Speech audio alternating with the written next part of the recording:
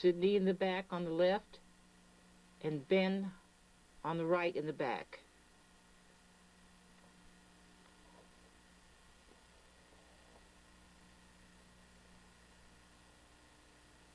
This is one of those long pictures, and it's not that easy to put it in here. But the two boys in the front is Bruce and Harry. And in the back is Benny, Max, Sam, Aunt Anna, and Sidney. I try to bring them up. These snapshots have kind of turned a little yellow. And I'm trying to get them as close as I can so that you can get a better look at them.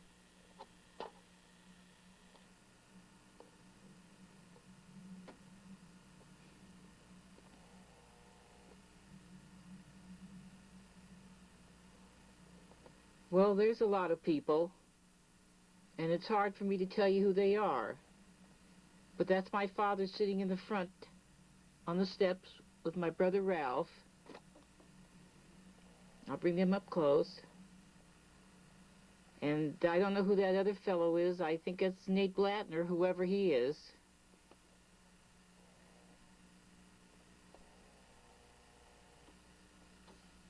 And there's some people there that I don't know. All the way in the back, you can tell that's Harry next to I don't know who. It might be Aunt Anna. And I don't know who that other guy is. There's a couple people I just don't know who they are. I'm trying to bring them in as close as I can, but I'm shaking here, trying to hold the camera. It's not working too good. This is another long picture of just the family. That is Benny Sigmund, who has passed away, on the left side. This is Bruce Sigmund, who has passed away, next to Benny and next to his father Max, and Sam, and Aunt Anna, and the only two out of the family that are left alive is one's on the right, Harry and Sidney.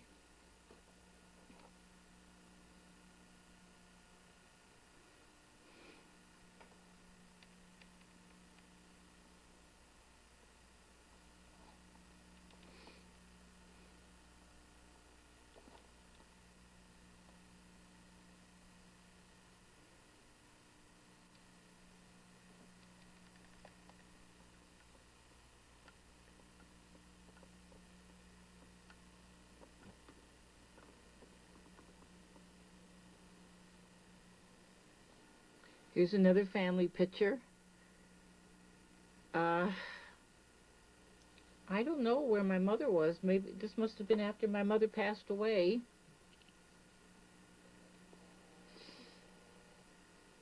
That's my father in the middle. That's Ralph, next to my father on the right, and I don't know who that other fellow is again.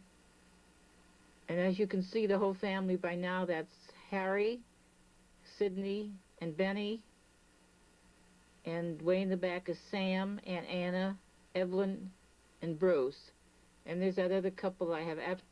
This is a picture of me. I'm taking this picture in the basement. And this is a picture of Uncle Morris, who was a very, very important man, and his wife Tilly. And they never had children.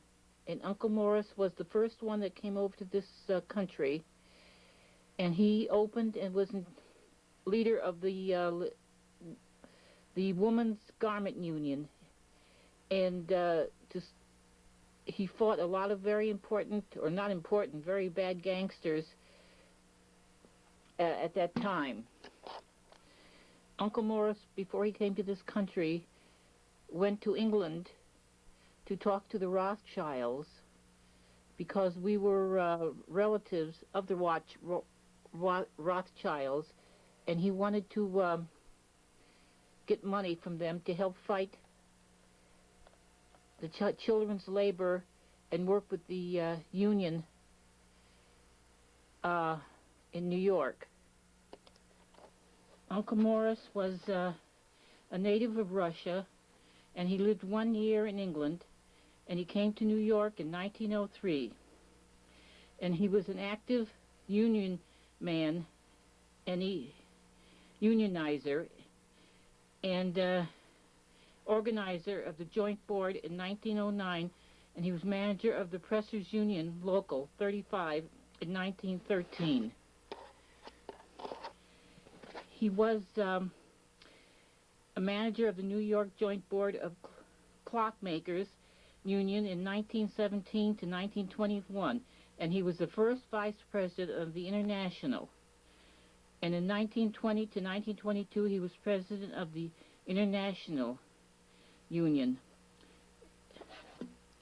Uncle Morris was the president of the International Union since, I might be a little repetitious, but Uncle Morris was the first vice president of the International in 1920 to 1922. And he was president of the International since 1923. My Uncle Morris came to New York in 1903, and he found a job as a presser in a cloak shop. And he asked the workers in the shop whether they belonged to a union. In reply, the workers said, criticized the high intention fees and the corruption of the leaders. So Uncle Morris held several meetings and got together a number of workers who applied for membership to join the board.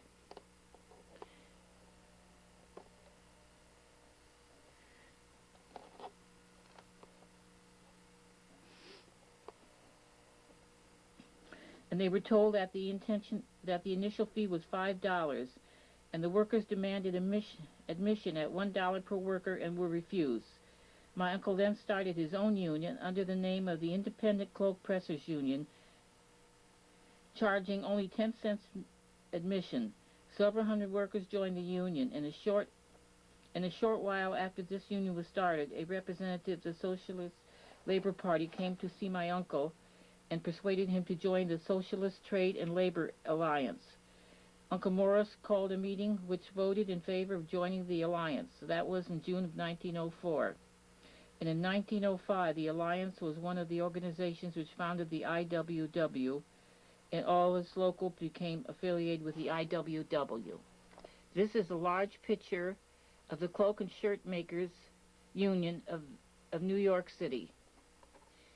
And right in the middle is my Uncle Morris.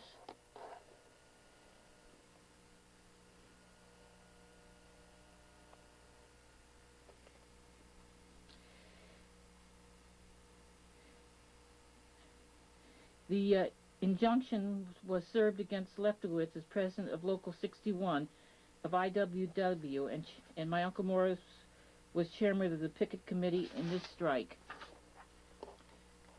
A picture of working conditions in reefer shops in those days is given by Morris Sigmund, who drifted into one of these shops on Lisburn Street. And the shop was very busy, writes Uncle Morris, and the workers were at the machines behind barricades of bundles. Though the shop had several windows, it was dark because of the dust which filled the air. The floor was lifted with rags, which cluttered the spaces between the machines.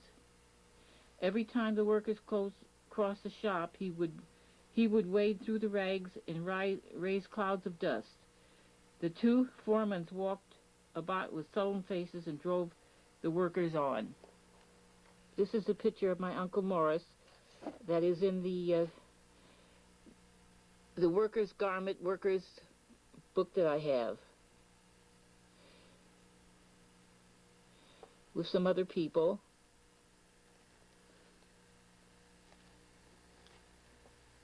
I'm doing the best that I can. The General Executive Board of the International Ladies Garment Workers in 1914.